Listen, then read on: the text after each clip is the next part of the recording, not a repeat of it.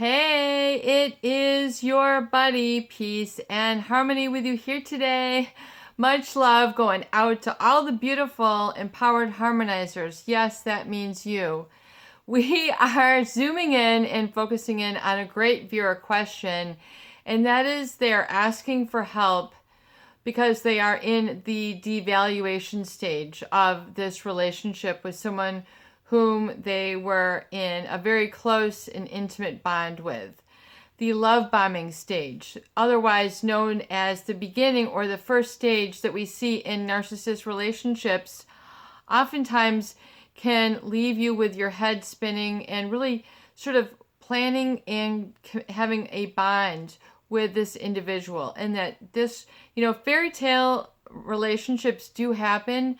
Life can be a fairy tale when you are free and liberated from a lot of the issues of the past or a lot of this negativity where there's this imbalance or incongruence or disharmony between people. And there's all sorts of different personality types. And really one thing to be effective in business, in your personal relationships, in life in general, you do need to understand a little bit about human behavior.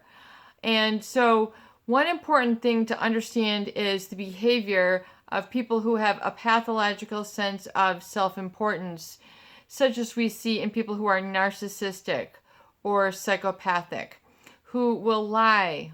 They will withhold information to an abnormal amount. In other words, pathological lying. Very dysfunctional communication patterns, very negative communication patterns where they tend to criticize, insult, berate, cut down, control others, especially through a means or what like David Hawkins would say as force. In other words, there's no easy flow. They begin to get into a devaluation stage, especially in the narcissist. Now, one thing you need to understand is that part of what is subjecting people to this devaluation stage is the fact that they're still clinging to the love bombing. They're still clinging to an illusion. They're still clinging to the idea in their head that was represented either about this person and then the story that they then tell themselves about the, happily ever after. That is part of the issue why it's so difficult to move through and let go of these relationships. People hang on to relationships that are abusive, that are not in your best interest, that are plagued with all sorts of dysfunction, disconnect, mishaps, fights, jobs being lost, homes being lost, families being broken, children without a parent, people, living isolated, alienated, and misunderstood. And so when you look at relationships and the patterns with those people who are narcissistic, once again, people who have a pathological sense of self-importance, a grandiosity, sort of, an air that they are, running the world, running the show, calling all the shots, and there is no two-way, communication. There is no understanding. It's important to understand that a narcissist will then fuel their ego, their I am, their status, their, fulfilling their image of their grandiosity, oftentimes which involves exploitation or taking of others, otherwise known as taking advantage of others who are unsuspecting, naive, thought this person was, the best thing, that ever happened to their life, making this mistake. There's this, flawed thinking that occurs. And, read Eckhart Tolle, he looks at a lot of the cause of suffering actually is based on people's thoughts. And not only thoughts, but the stories that people create then around these thoughts, and then it fuels back emotion into your body, and then it becomes like this self-perpetuating loop. In other words, where the emotion fuels those negative thoughts or those thoughts of being abandoned or alone, and not good enough. And then the thoughts get stronger and the emotions re-enhance it and feed it more energy. And so it's important to understand that the devaluation, where you're being sort of made to feel less than, not worth the time of day. You don't get eye contact. You don't get affection. You don't get communication. The devaluation oftentimes is a very, very painful stage in relationships. And yes, there's a certain, love bombing, devaluation, and discarding that is common in narcissistic as well as psychopathic relationships. I feel it's really important to explore what is going on in that devaluation. In other words, really pull it apart, really dissect it, really look at the nitty gritty, what's going on, so you can understand the results and the ramifications and the outcome of your own life and what you experience, and the cause that's created this effect, the why that's created this as well, because then we really get it out, we really yank it out from the core. And it's extremely important to understand the duration of the devaluation stage and what does it mean when a narcissist devalues you.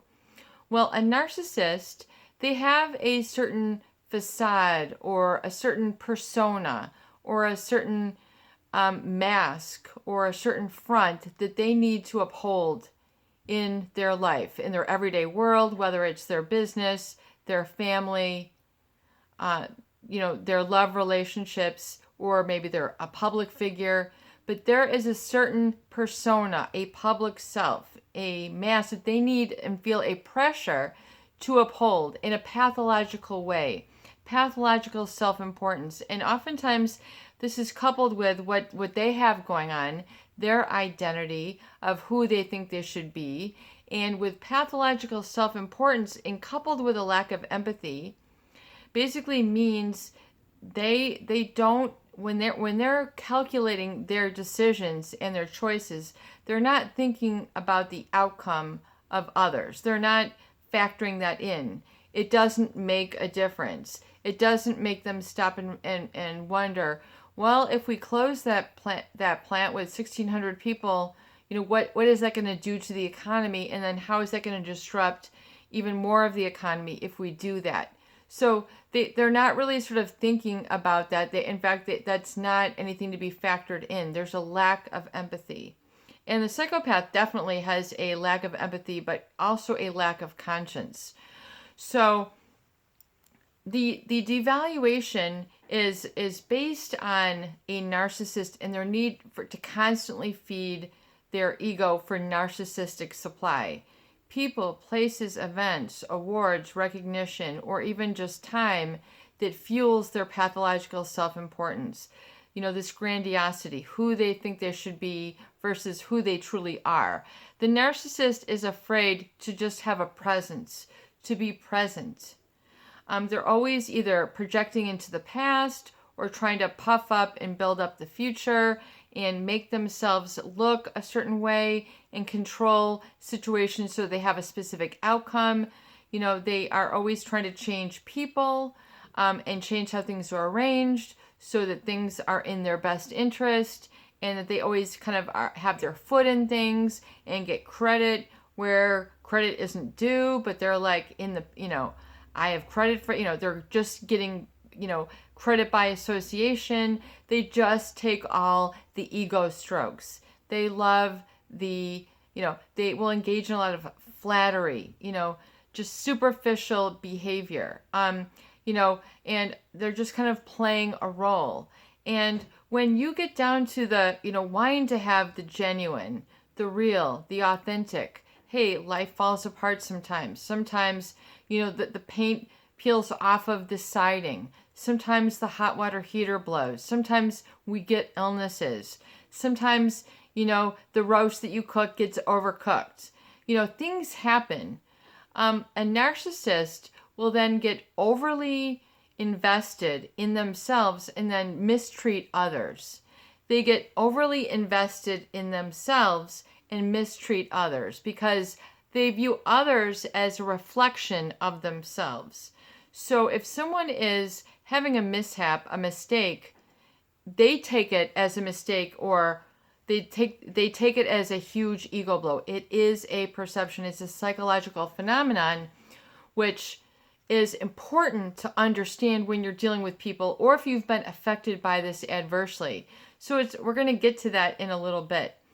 However, it's important to understand the why. And so the devaluation comes with, this narcissist who always sets themselves up for disappointment. A narcissist does not have self-esteem, meaning valuation of self. They have an insecurity there. It's on shaky ground. It's pretty wobbly. You can hear their self-esteem, breaking on this piece of wood that's, it's about to just give way. It is insecure. They don't have a firm foundation. They're rattling inside. They are insecure. And so, but it belays, and it's counter to this persona of confidence. So what you see is not a really sort of genuine confidence, authentic confidence, based on truth, based on trust, based on something real, based on something experiential. So there's usually something the narcissist is trying to cover up or compensate for. So they put forth this big, charade, whatever it is, that they want people to interact with the mask. They want people to relate to the illusion. They want, they don't want to have a genuine relationship because that's too painful or that's buried deep within inside. You're not relating to the true person. You're relating to the mask. You're relating to their man-made persona versus authenticity, being able to be humble. The narcissist is, will complain and, feel that, the world owes them something. They don't want to wait in line at the grocery store. They're complaining over everything, taking so long. And when they're living in a place where they can buy food, and to realize that there's other areas of the world where people are praying and hoping to even be able to wait in line for food. And here you're complaining, you're living a life that other people can only dream about and only, will never, ever get a chance to experience. The fact that you have shelter, that you have warm, things for your feet, that you have warm things in your oven, that you have warm things in your bathroom. A lot of people only wish and dream. And so the narcissist is like, they'll complain at the littlest of things. They think the world owes them, this perfection. The world is not that, but the narcissist does not want to face that, or if they do, they feel very downgraded or degraded themselves.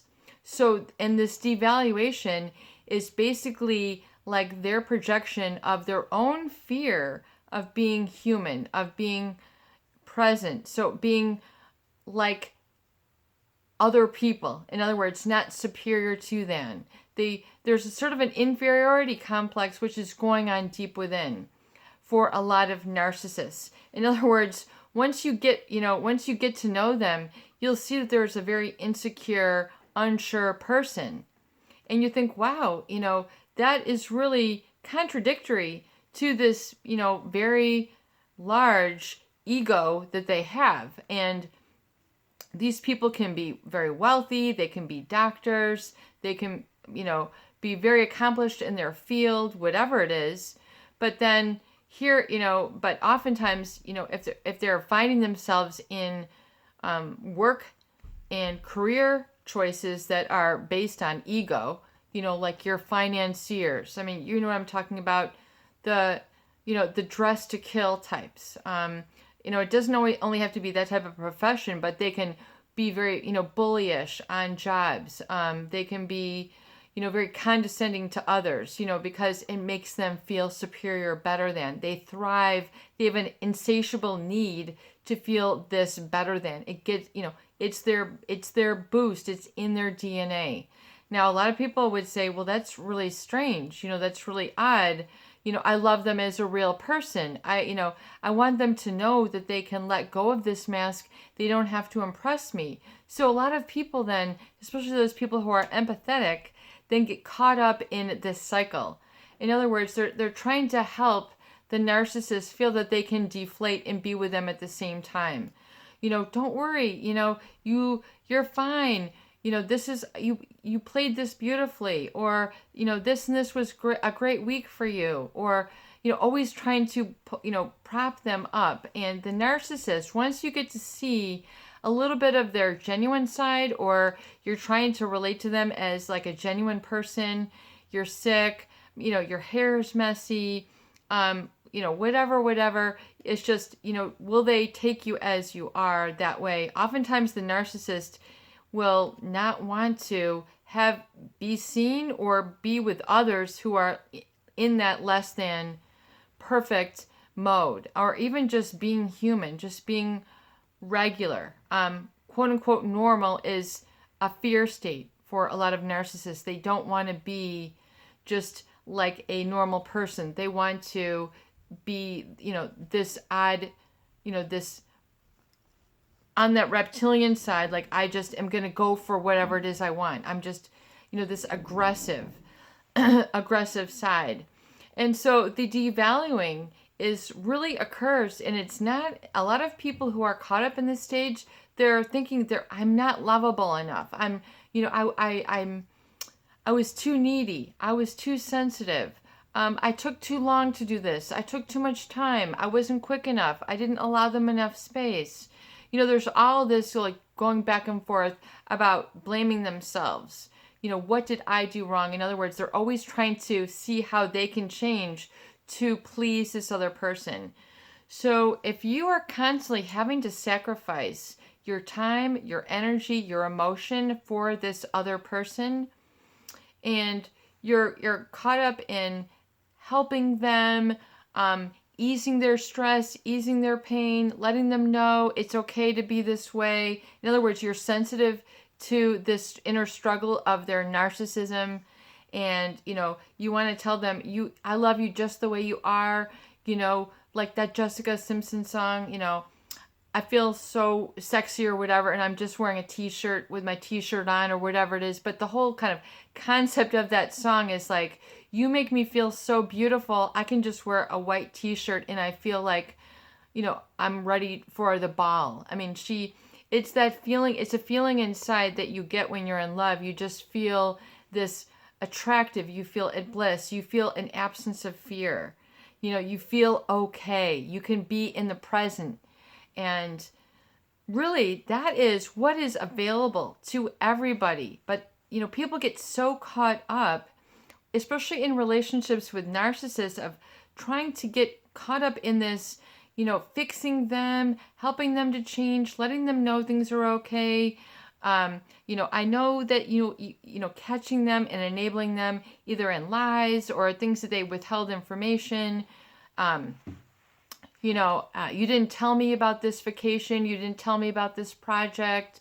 You didn't tell me you were sick. You didn't tell me you had a sister. You didn't tell me your family. There's all this sort of like back and forth, and it's like this paranoia. In other words, the relationship can't just unfold organically. There's always this like trying to cover for, helping them uncover themselves or recover, reinvent. There's all this sort of struggle. And relationships, yes, there's a lot of that going on in normal healthy relationships. But when you're in a relationship with a narcissist and it gets to the devalue and then the discard stage, a lot of people really hang on for dear life in this devaluing stage. They're trying to, they're getting the criticism, they're getting the look, they're getting the ignoring, the silent treatment from this person.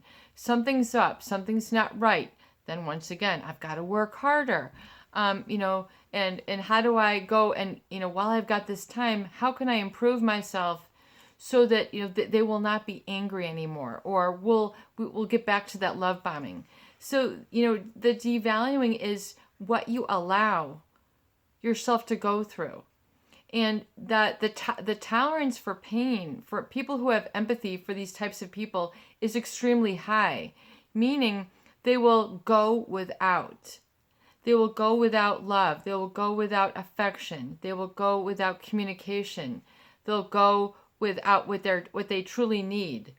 And they'll miss, and they'll just like put themselves on hold, put their lives on pause, and just say, well, I'm gonna be ready for whenever they're ready. And then all of a sudden, your life is then still caught up with the thought and the story that you're creating about the relationship and where it's going to go and the potential that it has. The potential is based on the love bombing and the illusion. So it shatters because in the beginning, the relationship oftentimes was built on this persona or illusion that the narcissist had laid out or created and had propagated, had propped up, kept going in the relationship. In other words, there wasn't a balance of what's inside and outside. And so the narcissist typically is really always about measuring what's outside of them versus kind of checking in with what's truly going on inside. So that's why there's this pathological lying, this sense of self-importance that seems to be so brazen, so harsh, so hostile, that they just are, all about self-promotion and really insensitive to others. So there's this sort of callousness, yet this person is so accomplished. And with all these blessings, then, why aren't they humble and why aren't they communicating? So oftentimes people have a difficulty processing relationships with these people in that devaluation stage and how to navigate it successfully. So it's very sort of complex. It really is. And it's kind of like really using your memory to your advantage. Your memory will take you and it will also feed you what is essential. What is really vital? What is it all about? And your instinct. We as human beings, despite all the technology that is going on, artificial intelligence on the way, be careful because inside you is your own instinctual guidance. But this oftentimes is not attended to because of all this sort of chaos going on and, this very quick processing of information in emojis and, so many characters or less we have to process. So the way in which we are consuming information and emotions and processing emotions is changing rapidly. You have to remember you are a person, you're not a gadget. There's a wonderful, really profound,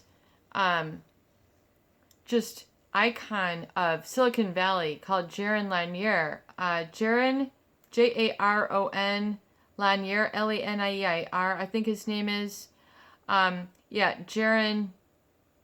Lanier, Jaron Lanier. I would highly recommend, this is just like a little bit of an off topic, but I would highly recommend you listen to some of his TED Talks and some of his interviews and his discussion. He's a founding, basically innovator with virtual reality. Really, really amazing, brilliant, multi-talented genius. I mean, he is truly a genius. So he is a real gem to behold. So I would highly recommend you take a look at his stuff here on YouTube. But when we're talking about and it kind of does fit in because, we talk about like virtual reality and illusion, and it is important to understand that your mind, your subconscious, processes what is input and will oblige through the instructions. So if you tell it to be happy and surround yourself with things that are life-giving and making, bringing harmony and making you feel joy or bliss or contentment or just plain being, the B state is so underrated right now. You've always got to be swiping or clicking or this, and yet the presence, being present, is being devalued in our culture Yet that is where our solution and your healing is in your own presence, is to be present. And so you've got to be very careful. You have to be very skilled nowadays, not only to manage, toxic relationships and people who might take advantage of you. Don't be taken advantage, don't be taken advantage of by technology. In other words, give yourself true human time to process. You are a human being. You are not a human machine. You are a human being. And so there's a state of essence that is within you, that is consciousness, which is to allow yourself, and it's a very sort of neutral, peaceful place to be. And that's a good, clean slate to start at. You can always, that's the miracle really of being a human being, is you can clear your slate with knowledge and with tools. So oftentimes people then are fueled in that devaluation stage by this illusion, when they need to take a step back and get to the reality and look at the lessons learned between the love bombing and that devaluation, where you're kind of being, shrugged off. You're no longer number one on my roster list. You're no longer on number one on my speed dial.